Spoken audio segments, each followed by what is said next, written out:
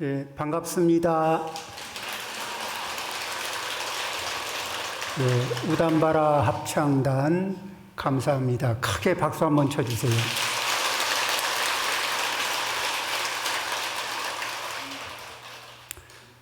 자, 오늘은 관음제일, 관세음보살님의 그 자비광명이 우리 모두에게 미쳐서 우리의 삶에 내 신업이 조금 더 자비로워지고 구업이 자비롭고 의업이 자비롭고 우리의 관계가 자비로워지기를 바라옵니다. 오늘은 우리가 늘 함께 사람과 함께 내가 나 말고도 많은 사람들과 함께 살아가면서 그 관계 때문에 이익을 얻고 관계 때문에 힘들어하고 이런 다양한 이야기가 있습니다만은 그 중에 부모 자식 간에 생기는 문제에 대해서 좀 얘기를 좀 해보려고 합니다. 물론 확장을 하면 부처님께서는 육방예경에서 아함경 육방예경에서 말씀하시기를 상방, 하방, 동서남북 각각의 방 위에 어떤 싱할라라고 하는 거사님이 맹목적으로 절을 하는 거예요. 왜 절을 하느냐? 그러니까 아버님께서 돌아가시면서 유언하시기를 매일 아침에 목욕 제기하고 이 동서남북 사방 위로 상방 하방으로 6방위를 향해서 절을 하라고 예경을 하라고 유언을 남기셔서 합니다. 그래 그렇게 하는 이유가 부모님 말씀 말고 무슨 특별한 뜻이 있느냐 하니까 뜻은 잘 모르겠습니다. 이러는 거예요. 거기에 부처님께서 의미를 부여해 주셨어요. 동쪽을 절하면서는 부모 자식 간의 관계를 서로 예의를 갖추고 공경하는 관계를 갖겠습니다 하는 마음으로 절을 하라고 했습니다. 서쪽을 향해서는 남편과 아내 사이에 예의와 공경심, 예절과 공경심을 갖추고 서로 책임과 의무를 다할 수 있기를 바라는 마음으로 절을 하라고 했습니다. 남쪽으로는 스승과 제자 사이에 각자가 책임과 의무를 다하면서 상대방에게는 이 예의와 공경을 다하라고, 북쪽에는 친구 사이에, 그리고 위쪽으로는 상방 쪽으로는 출가자와 제가자 사이에, 그리고 아래 하방 쪽으로는 고용인과 피고용인 사이에 책임과 의무를 다하면서 예의와 공경심을 가지고 대하는 방법에 대해서 말씀하셨습니다.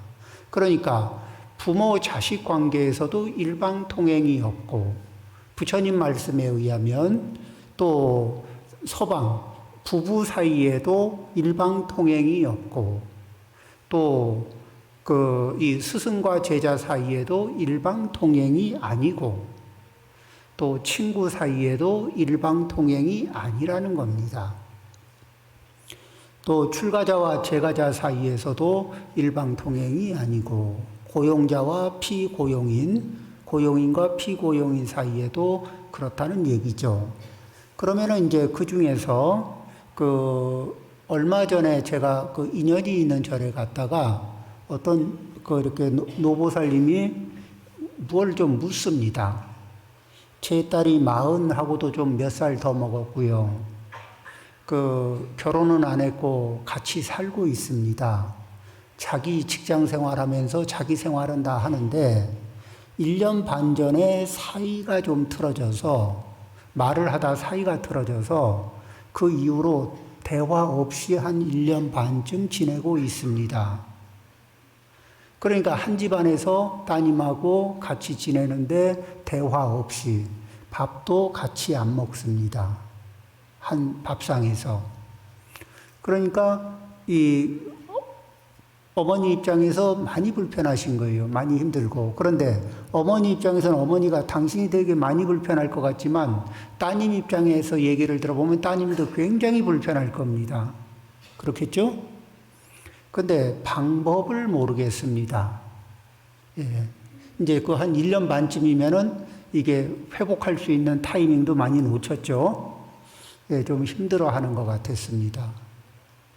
그 부모님이 그 따님하고 헤어지지 않고 따님이 40 몇 살이 되도록 같이 살았으면은 부모님이 볼 때는 그 자식이 40 몇 살로 보이기도 하고 어떨 때는 3살로도 보이고 어떨 때는 7살로도 보이고 어떨 때는 13살 그 기억이 날 때마다 각각의 그 이렇게 보이는 것이 다릅니다.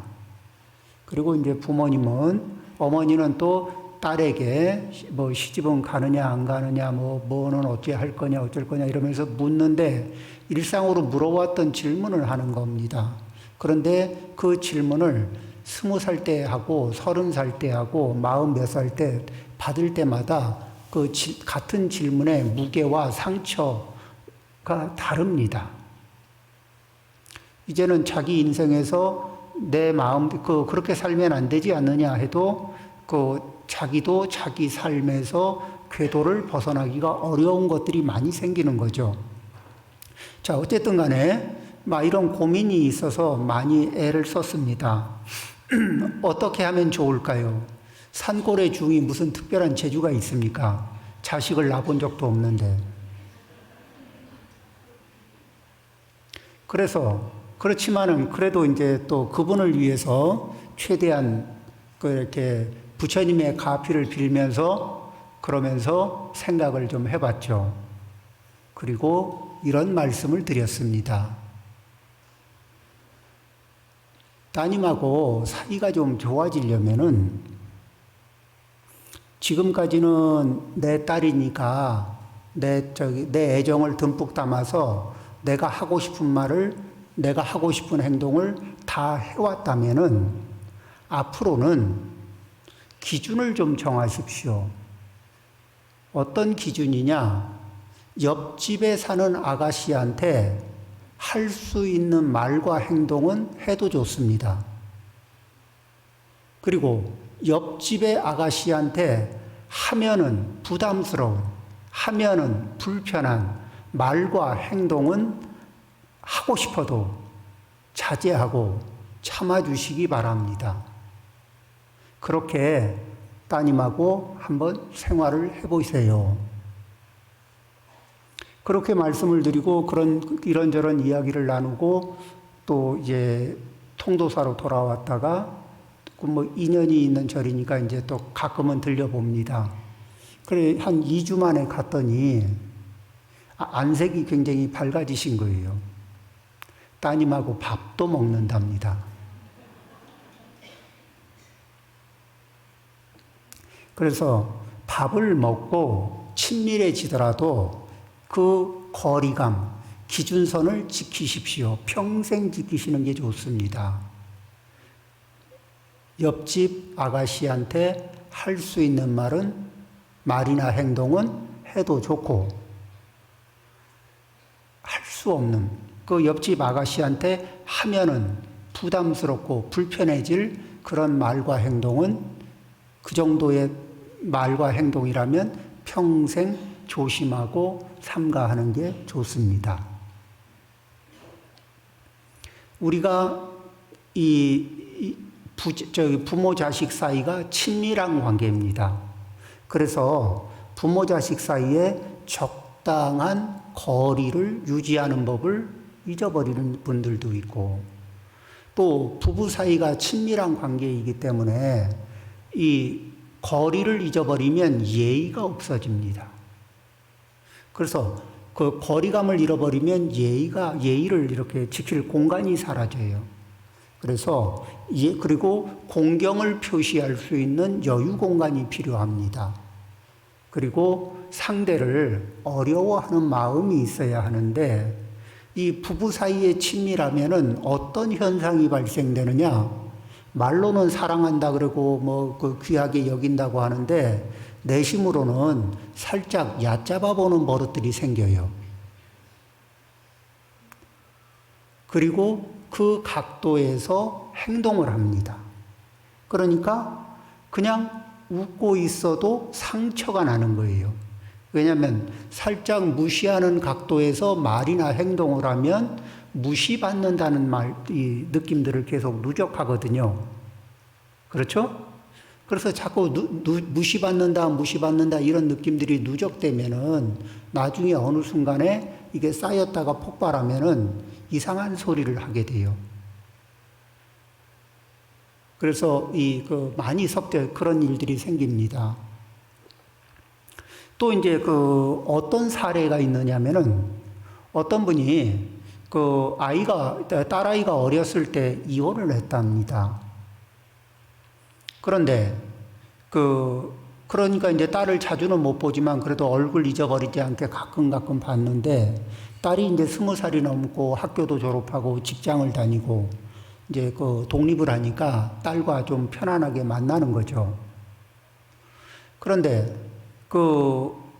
남들이 보면은 딸하고 어머니하고 굉장히 잘 지낸답니다.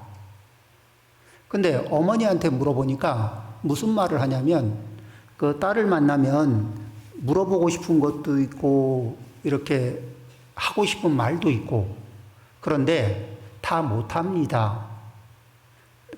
이 성장하는 동안에 해준 것도 없고 뭣도 안 돼. 내가 이걸 물어봐도 되나 저걸 물어봐도 되나 하고 말할 것들을 조금 자기 검열을 조금 했답니다.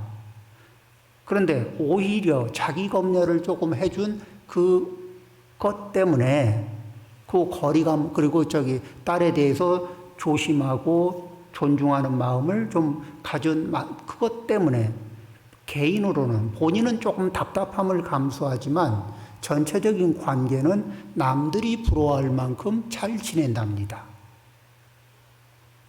그러니까 이 불행한 일을 겪고 난 뒤에 거리감을 유지하는 게 아니라 이제는 한 번은 이게 아주 친밀한 관계 한 몸으로 있다가 이게 세상에 태어나면서 탯줄을 끊고 몸이 독립하고 그 다음에 일정한 나이가 20살이 넘으면은 심리적으로 독립을 하면서 너는 너의 업을 가지고 있고 나는 나의 업을 가지고 있고 업이 다른 사람이 그래서 업에 기반한 가치관이 다른 사람이 이렇게 맞춰가면서 살려고 노력하는 거기 때문에 꼭 맞을 이유는 없고 꼭 맞출 수도 없고 그저 크게 큰 틀에서 서로를 존중하고 위하는 마음이 이렇게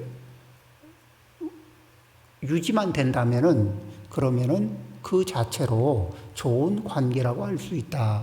그러니까 내 욕심껏 친밀하고 내 욕심껏 내 말 좀 들어주고 나하고 똑같이 하고 이렇게 보는 것을 나하고 똑같이 하고 듣는 걸 나하고 똑같이 해주기를 바라는 마음은 업이 다르기 때문에 안 된다. 그렇죠? 우리가 이제 각자 부처님 법을 배우다 보면 각각의 업이 다 다르다는 얘기를 많이 이렇게 하죠. 업이 다르기 때문에 그래서 보이고 들리는 게 다릅니다. 또 이제 천수경에 보면은 망어중재 금일참회 진해중 이런 말씀이 있죠. 자 이제 관계상에서 이 친밀한 관계에서 제일 많이 하는 게 뭐냐면은 악구, 상처 주는 말을 많이 합니다. 친밀하니까 이 정도는 말해도 되겠지. 친한데 내가 너를 위하는 마음이 얼만데 이 정도 말도 못해. 그런데 그러면서 하는 상처 주는 말, 친밀한 사이에 상처 주는 말들을 제법 많이 합니다. 그렇죠? 그런 일이 없나요?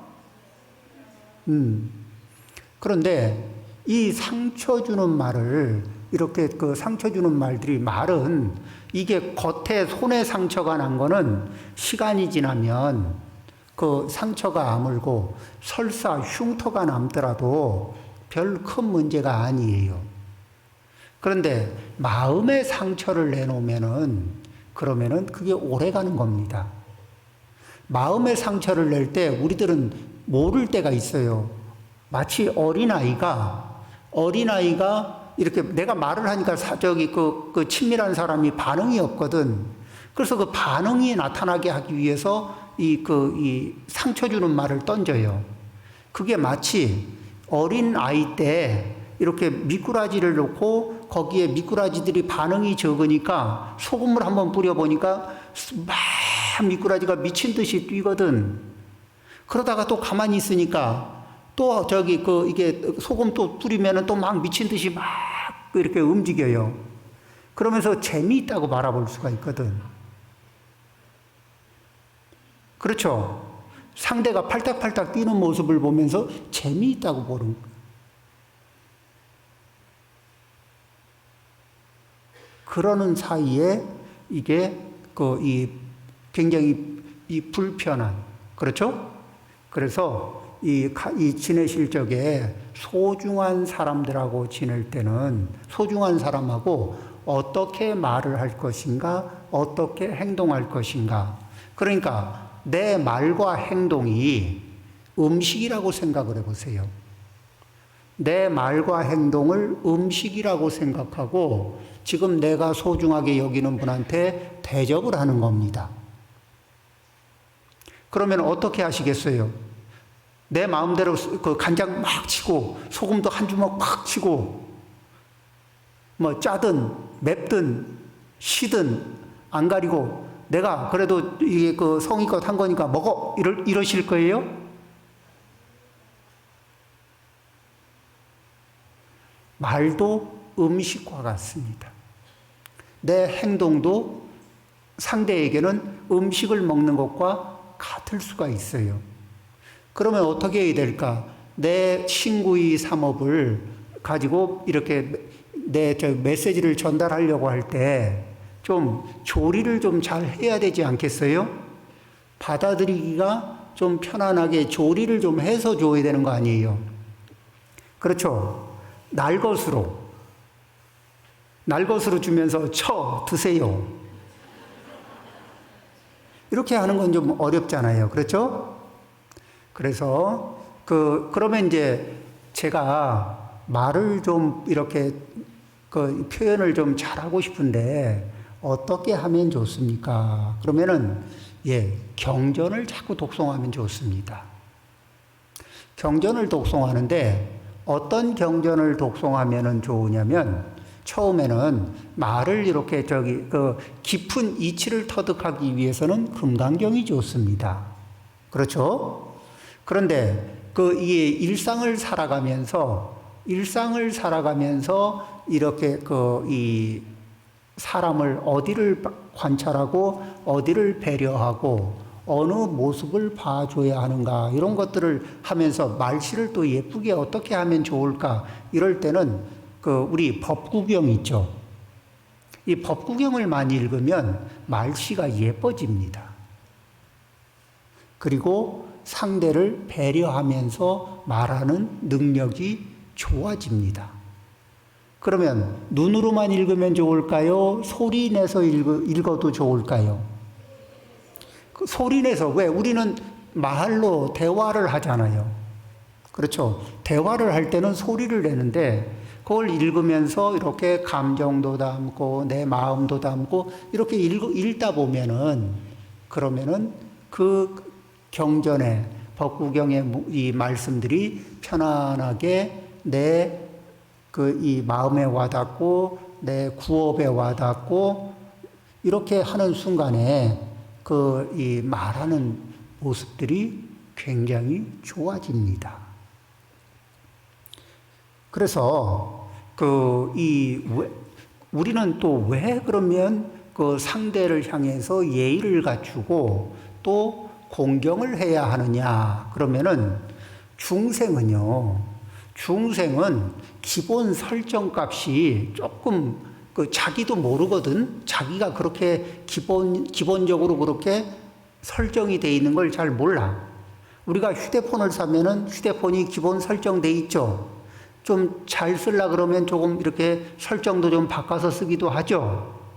근데 우리 중생들은 어떻게 이렇게 사람하고의 관계에서 어떻게 설정이 돼 있냐면 하나는 주먹 크기입니다. 하나는 엄지손가락 크기입니다.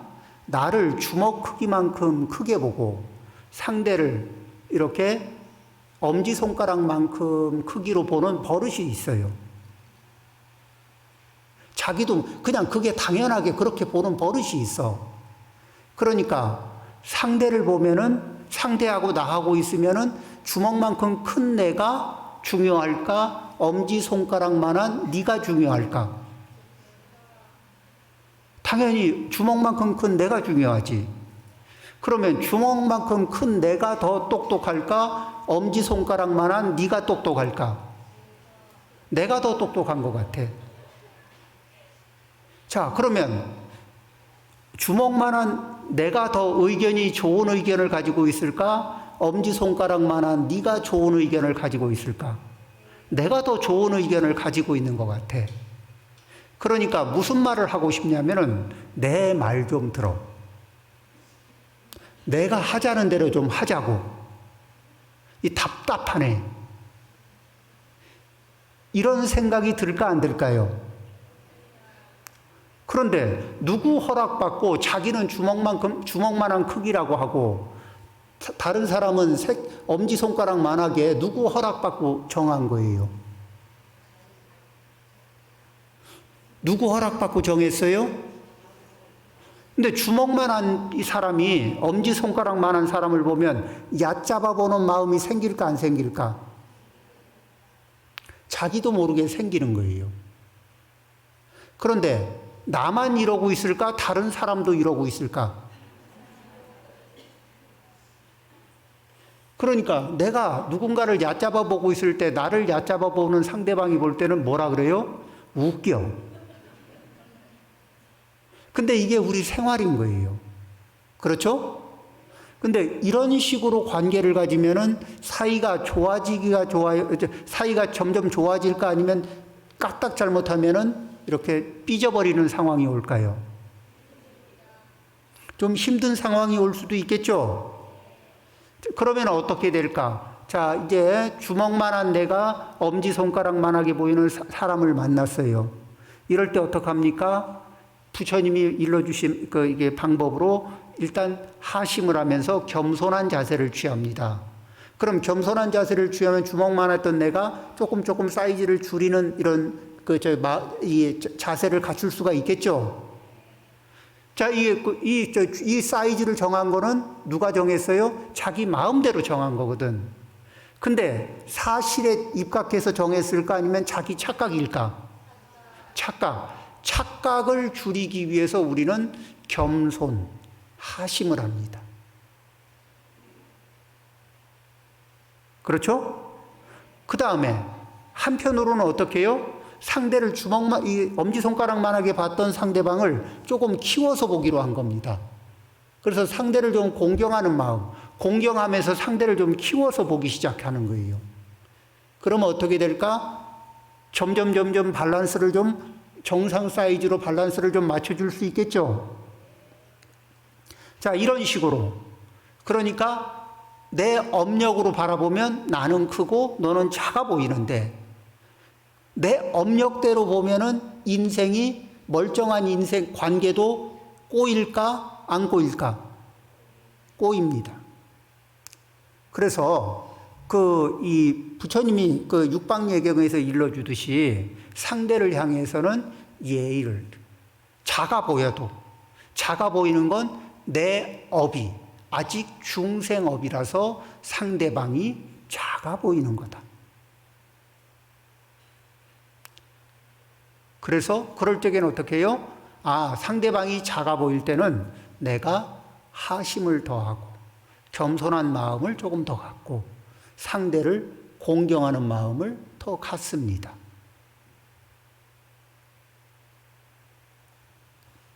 이렇게 이 공경을 받는 공경을 받는 사람이 어떤 반응이 있는가 하면은 예전에 광주에서 전라도 광주에서 교사 생활을 오래 하신 분이 계셨습니다. 정년퇴임을 했죠.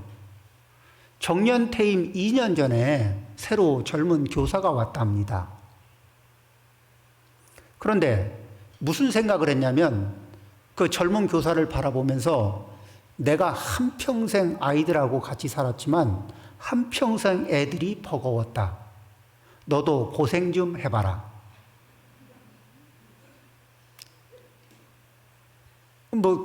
그게 여태 자기 인생으로 증명한 거니까. 그런데 아니나 다를까 첫 해에 고생을 하더랍니다. 아이들하고. 그러더니 두 번째 해에는 아이들이 잘못하면 불러내서 손바닥도 때리고 이렇게 꾸중도 하고 이러는데 사고가 안 나요. 야단 맞은 애들이 불만이 없습니다. 그래서 이 정년을 1년 남겨놓은 노 교수가, 선생님이 이제 저기 학생들한테 물어봤어요. 손바닥 맞은 학생들한테. 너 선생님한테 맞았지? 예, 맞았어요. 근데 화 안 나? 안 나요. 왜? 우리 선생님은요, 제가 참말을 하든 거짓말을 하든 제 말을 다 들어줘요. 그리고 제가 거짓말한 거 딱딱 골라내고 너 거짓말 3개 했네? 3대 이러면은 그래서 3대 맞았어요. 앞에 선생님은 제가 무슨 말을 하면 거짓말하지 마! 그러고 말을 끊고 말 못하게 했어요. 이 존중하는 것 중에는 상대가 자기 의사를 충분히 표시할 수 있도록 이렇게 들어주는 것도 상대를 존중하는 겁니다. 그 다음에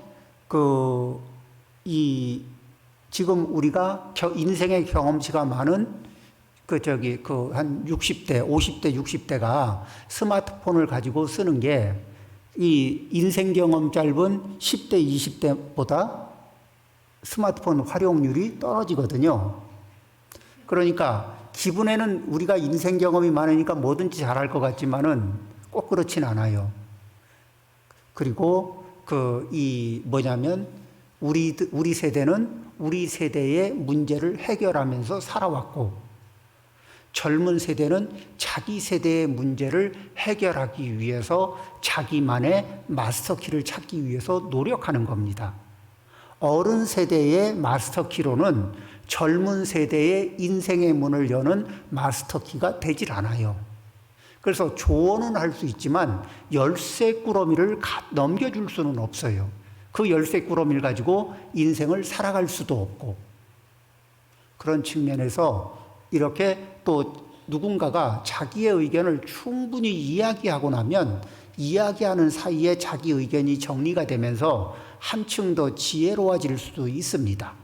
그래서 이 육바람일 중에 인욕바람일, 인내하는 바람일 잘 들어주면서 인내하면서 우리 가족이 좀 더 현명해지고, 그리고 충분히 자기 의사를 표현함으로 해서 그렇게 무시당했다든지 소외당했다든지 또는 상처받았다든지 이런 거 없이, 그러면서도 적당한 거리를 유지해서 상대가 숨 쉴 수 있는 여유를 주고, 또 나도 숨 쉴 수 있는 공간을 유지하면서 한편으로는 겸손하고 하심하고 한편으론 존중하고 공경하면서 우리 불자님들의 이 모든 관계에 이 관세음보살님의 자비광명이 늘 함께하기를 발언합니다.